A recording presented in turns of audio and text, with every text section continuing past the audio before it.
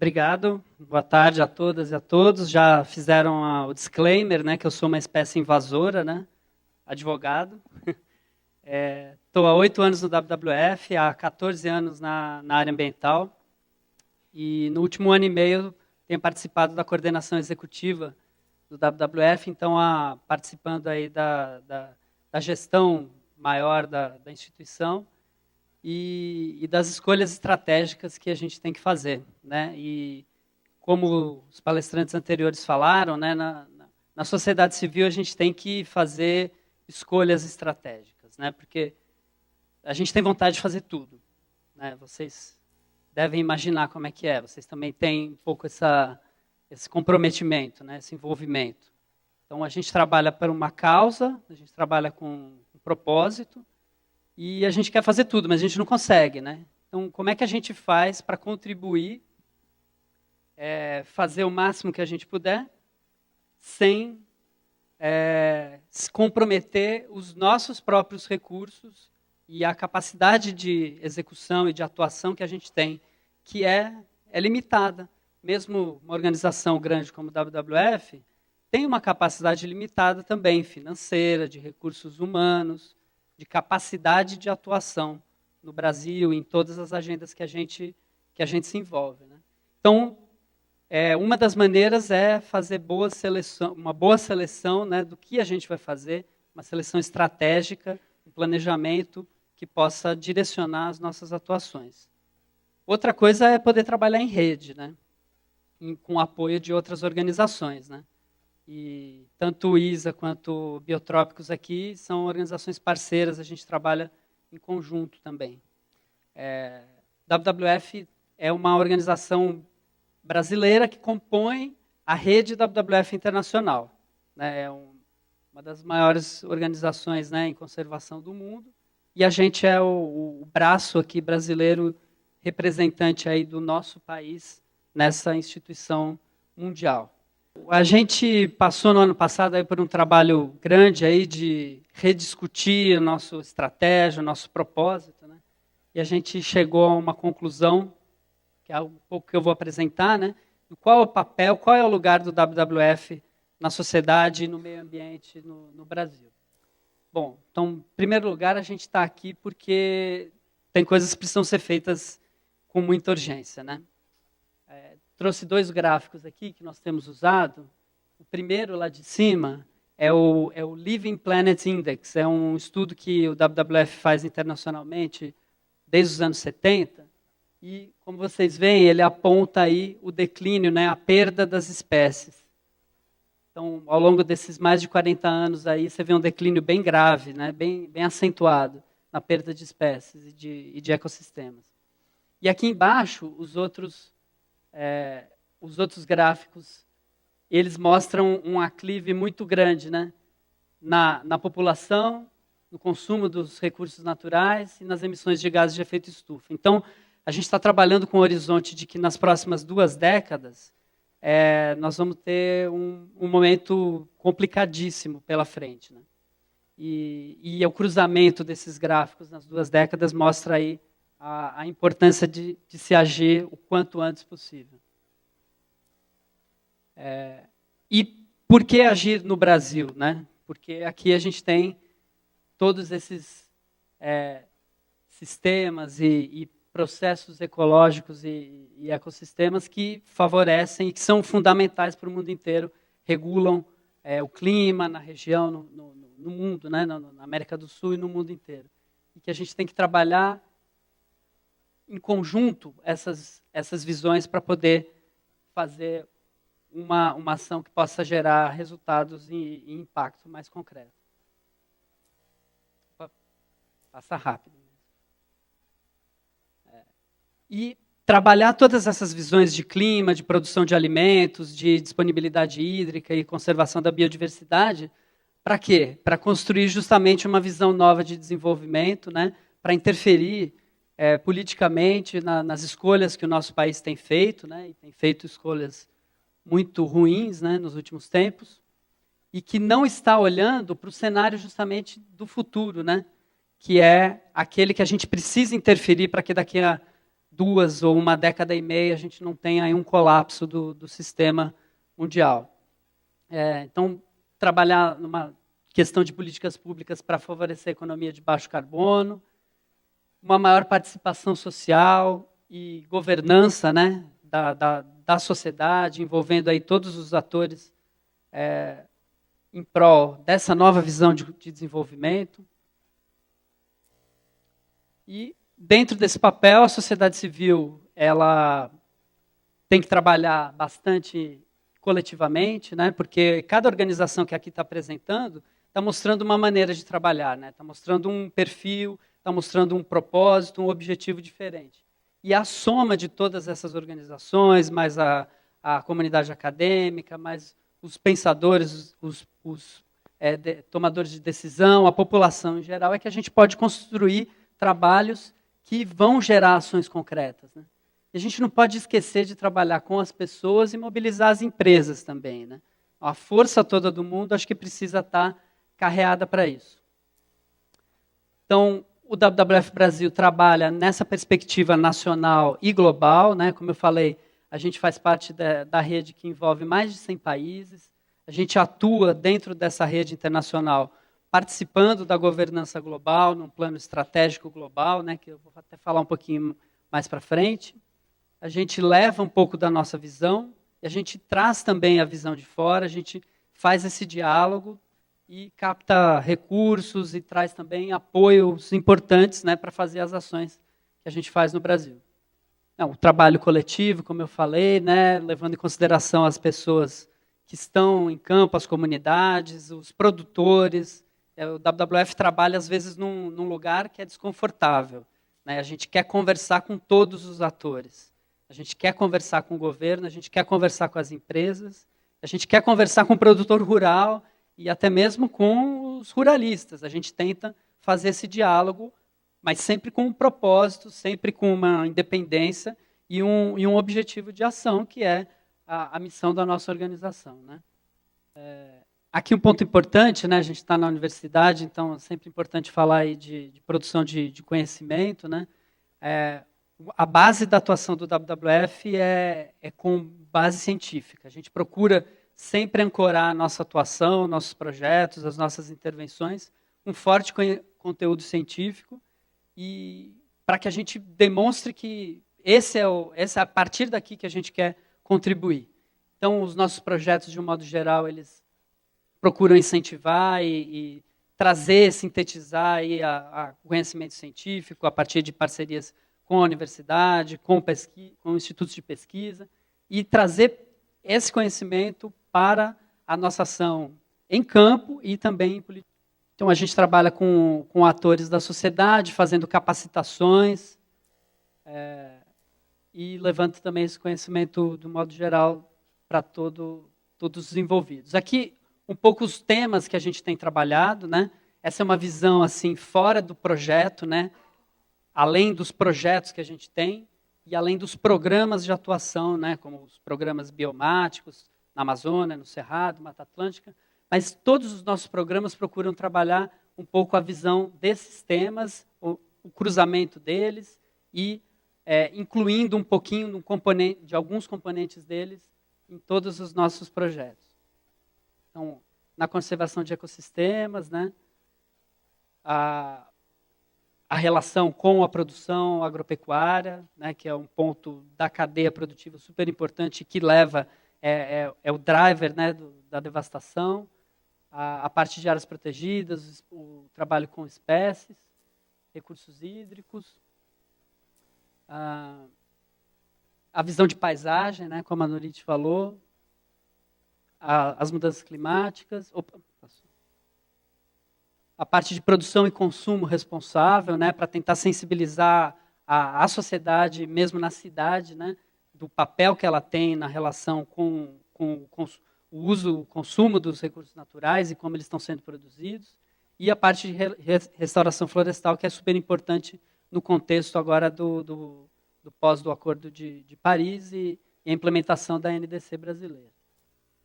Aqui um quadro geral que a gente mostra tudo isso que eu falei numa única página, né, tentando fazer aqui as ligações aqui entre a nossa missão, o propósito da instituição e o que a gente faz e como a gente vai construindo essas ações. Isso rapidamente, só para mostrar também um plano geral da atuação do WWF no Brasil. A gente trabalha, estamos há 21 anos aqui no Brasil, e ao longo desse tempo a gente desenvolveu vários projetos em praticamente todas as regiões do país. A gente constituiu programas de atuação a partir das regiões e também programas de base de temática, né? Então, os programas agricultura, água, educação, finanças para sustentabilidade, são os programas que interagem com as questões e que buscam atuar no driver direto do que está ameaçando a conservação. E os programas biomáticos, né, que atuam diretamente nas regiões, fazendo o trabalho de campo, o trabalho pequenininho de experimentação, os projetos piloto, os projetos maiores de implementação, né, das políticas públicas. A gente tem hoje 5 escritórios regionais, né, a sede em Brasília, mas escritórios no Pantanal, 2 na Amazônia e 1 em São Paulo. E temos também uma presença lá em Fernando de Noronha, né, são os colegas aí mais invejados da nossa equipe. E estamos, então, atuando praticamente aí no Brasil inteiro, além de projetos, né, que vão em todas as outras regiões. Esses dados aí do ano passado, a gente atuou com 81 projetos, é muita coisa, e exige uma estrutura muito grande de gestão, né, de desenvolvimento de projetos, de acompanhamento da estratégia. Só para vocês terem uma ideia, a gente tem uma equipe muito grande de gestão no WWF, né? Departamento de financeiro, de controladoria, porque os recursos que a gente movimenta e as parcerias que a gente tem exigem um acompanhamento administrativo, de planejamento estratégico muito forte, né? Então, gerir 81 projetos e consolidar 81 projetos numa mesma base é um trabalho bem desgastante, né? Que precisa ter um trabalho bem constante para a gente não perder o foco, né? Então, aqui outros números. Nesses projetos a gente investiu, isso são dados de 2016, né, 46 milhões de reais em atividades. Atingimos aí, estimamos aqui mais de 2 milhões de pessoas diretamente envolvidas e beneficiários da nossa atuação. A gente está em um trabalho muito grande com áreas protegidas, né? Então, a avaliação da efetividade de gestão das UCs é um componente presente em todos os nossos projetos. A gente já avaliou mais de 150 unidades de conservação e capacitação, né, e famílias diretamente envolvidas, levando para a sua atividade diária, para a sua produção, para a sua propriedade, as técnicas, o conhecimento que a gente vai desenvolvendo e vai disseminando por meio dos nossos projetos.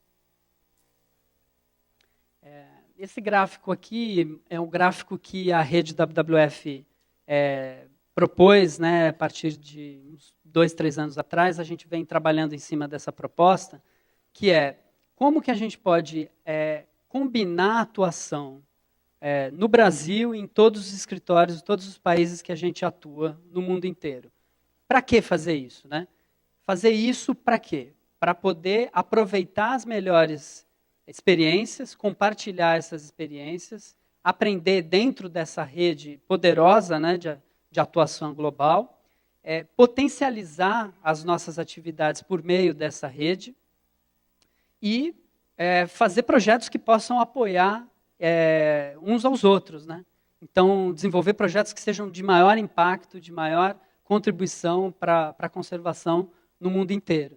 Então, a gente definiu, em primeiro lugar, 6 objetivos globais de conservação, 6 grandes alvos de conservação, né, que são as florestas mundiais, os oceanos e a vida marinha, né, a água doce, né, os rios, né, os recursos hídricos de um modo geral, a vida selvagem, clima e energia e a produção de alimentos. A gente entende que esses são os 6 principais temas ambientais que a gente tem que atuar no contexto global hoje. Eles certamente não são os únicos, devem ter mais fatores e mais coisas aí para trabalhar. Mas esse é o nosso norte, né? E, como eu falei, selecionar estrategicamente quais são os temas que a gente tem que trabalhar é um ponto fundamental para as organizações, né? Porque a gente tem muita vontade, mas não tem todo o recurso necessário.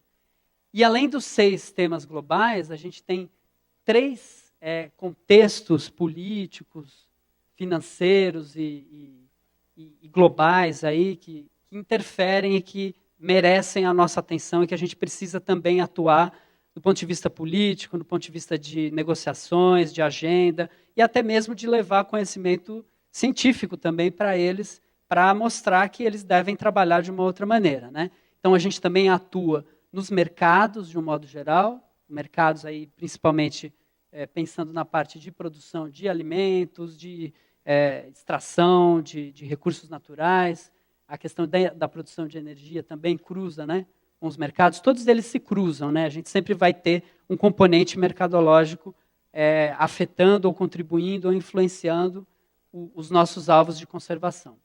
O sistema financeiro global, que também exige uma abordagem própria, né? Por exemplo, no Brasil a gente tem uma parceria muito grande com o Banco do Brasil. É uma parceria que é difícil de executar, porque o Banco do Brasil é uma estrutura grande, poderosa, e no primeiro momento é vista como um adversário, né? Ele é o maior financiador do agronegócio brasileiro, né? Mas importante que a gente possa atuar em parceria com essa instituição, levando esse conhecimento, levando os conteúdos de conservação e os temas da agenda ambiental para dentro, para o coração dessa instituição, para ver se a gente consegue mudar por dentro, né? Então a gente acredita que a gente pode interferir nesse cenário fazendo esse tipo de atuação e de parceria. E, de um modo geral, a governança mundial global, né, a agenda e política que decide, né, os rumos, seja numa agenda de desenvolvimento, numa agenda de econômica ou de direitos humanos, né, mas que, de um modo geral, vai contribuir, vai influenciar, e, claro, toda a discussão política global das convenções internacionais de meio ambiente. E isso aqui faz a ponte com a nossa atuação política local, porque tudo que é discutido internacionalmente precisa se materializar no Brasil por meio de leis, de políticas, de normas, né, e da implementação e do acompanhamento da governança desse processo no nível local. Então, esse é o quadro aí que simboliza nosso plano estratégico global. E aí os países, todos os componentes da rede WWF, definiram dentro desses objetivos de conservação os nossos alvos prioritários e as contribuições que a gente pode dar para essa estratégia global. Só dizer que essa estratégia ela foi fruto de muita discussão, né, discussão global que é difícil, que é tensa também, dentro da nossa instituição também não é a mais simples possível, né? A gente tem pensamentos completamente diferentes, né? A diversidade dessa organização que atua em mais de 100 países é também a sua característica, a sua dificuldade, mas a sua força, né?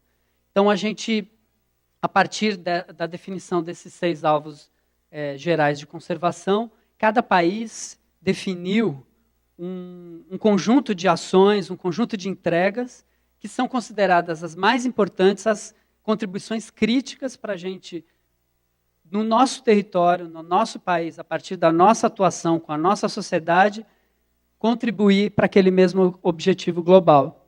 E aí, por meio disso, a gente está desenvolvendo o nosso planejamento a partir dessas contribuições, especificamente pensando, aqui tem a visão que a gente tem para cada um dos componentes da estratégia, né? Então, para oceanos, a gente quer promover manejo de pesca, garantir a resiliência dos ecossistemas oceânicos mais importantes. Então, dentro disso, o que o WWF Brasil vai fazer? A gente vai trabalhar com pesca, a gente vai trabalhar com áreas protegidas marinhas, a gente vai contribuir com as metas de Aichi, né, com o cumprimento do Brasil das metas para a constituição de áreas protegidas marinhas, que são tão poucas no nosso território. E por aí vai. Então, a gente foi definindo para cada um deles o nosso planejamento estratégico em cima dessa visão e dos nossos projetos, sempre procurando fazer a a contribuição do nacional para o contexto internacional. E aqui trouxe alguns exemplos aqui de atuação recente, né, do WWF. Esse, na verdade, é a campanha mais recente que a gente está lançando essa semana. É um trabalho inédito, né, de monitoramento de botos amazônicos. E nós estamos ativando isso nas redes sociais essa semana, então vocês podem entrar lá depois e ver vários dados aí que a gente está gerando. Isso é um trabalho interessante porque ele envolve tudo isso, um pouco de tudo isso que a gente falou, tanto nas falas anteriores também. É uma parceria que envolve o Instituto Mamirauá,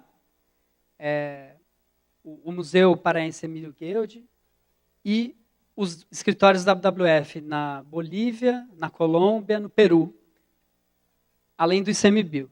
Então, a gente está monitorando, fazendo tagueamento de botos, né, identificando alguns indivíduos nos rios Tapajós, no Maranhão, na Colômbia, e no Madeira, entre a Bolívia e o Brasil, para usar esses animais como bioindicadores de qualidade dos rios e da própria espécie, né? Então, a gente está recolhendo amostras, materiais genéticos, materiais dos bichos, para poder acompanhar isso. E quais são as principais ameaças que estamos buscando demonstrar? Que o represamento dos rios é uma ameaça muito grande para a espécie. Já está causando impacto. E, por outro lado, a exploração mineral na região e a contaminação de mercúrio nos rios também já estão podendo ser vistas na espécie. Então, esse é um trabalho pioneiro. Essa espécie ela tem muito pouco estudo. É uma espécie que, na própria lista da IUCN, ela não tem ainda dados suficientes para ser considerada ameaçada ou não. Né? São 7 espécies de botos fluviais no mundo. Né? Eram, na verdade. Uma delas já está extinta, que é lá no rio Yangtze, na China. E aqui no Brasil a gente tem 4 espécies. Uma delas foi catalogada recentemente, inclusive numa atividade do WWF também. Então, a gente tem muito pouco conhecimento. E esse trabalho ele é fundamental para a gente poder ativar as políticas públicas para uma proteção maior da espécie e dos rios, e também demonstrar todo o conhecimento que pode ser feito a partir dessa produção, né? E, então, a gente está aqui ativando aqui embaixadores dos rios, né? Um animal tão importante para a cultura amazônica, né? Então, nada mais importante do que cuidar deles. Opa. O outro, só também para dar um exemplo aí de uma outra fronte de atuação da instituição, a gente divulgou recentemente aí a ferramenta de avaliação de riscos hídricos, né? O Water Risk Filter, que é uma plataforma eletrônica que compila dados, e aí o WWF Brasil contribuiu com os dados brasileiros em várias bacias, e é uma ferramenta que, ao pensar a produção agrícola de diversos tipos de commodities, de produtos, várias indústrias e identificação de mais de 100 indicadores de risco, ela contribui para planejamento, para investimentos e para reorientar esses investimentos, né, se eles estiverem indo para uma direção que a gente considera equivocada do ponto de vista da conservação. Então, é uma outra maneira da gente atuar, né, é trazer conteúdo que já está aí, é conteúdo aberto, a gente não produz todo o nosso conteúdo, a gente compila dados públicos, dados de relatórios, dados de produção científica e apresenta eles num pacote, numa plataforma que é aberta, que é online, né, e que todo mundo pode identificar aqui. Além dos riscos, a gente já dá a sugestão de mais de 300 tipos de sugestão de como mitigar, de como melhorar o investimento, o empreendimento, né? E a questão hídrica que está tão em voga aqui no Brasil recentemente. E antes de terminar, também só mostrar aqui para vocês, eu deixei aqui com a organização um relatório que nós divulgamos recentemente, também tem alguns meses, fruto de uma outra parceria também com o Instituto Mamirauá. A gente catalogou aqui mais de 300 novas espécies na Amazônia. Então, deixei aqui algumas cópias, depois o pessoal, não sei se vai sortear, vai fazer alguma forma aí de distribuir, que é uma outra maneira também da gente contribuir, né, de compilar e produzir, fazer. Isso aqui é fruto de uma expedição conjunta do WWF com o Mamirauá, na região, e aí a gente consegue identificar várias espécies novas, mais de 200 espécies vegetais, e outras espécies animais, e que também já estão, a maioria delas já está, automaticamente que é descoberta, ela também já se descobre que ela já está ameaçada, né? Então isso é importantíssimo e já mostra também contaminação de mercúrio nos rios. Então são elementos que a gente vai poder também usar na nossa articulação política ou na nossa diálogo com a sociedade no modo geral.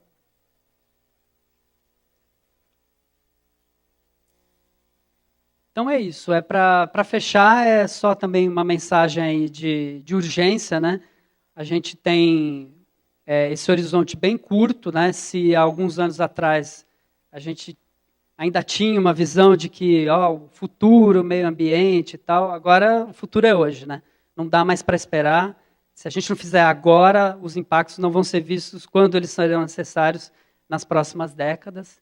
Então, a gente chama e convida aí todo mundo para trabalhar junto, apoiar. Aqui estão as mídias sociais do W, se vocês quiserem acompanhar e seguir aí os nossos trabalhos e apoiar as nossas ações, a gente fica aberto.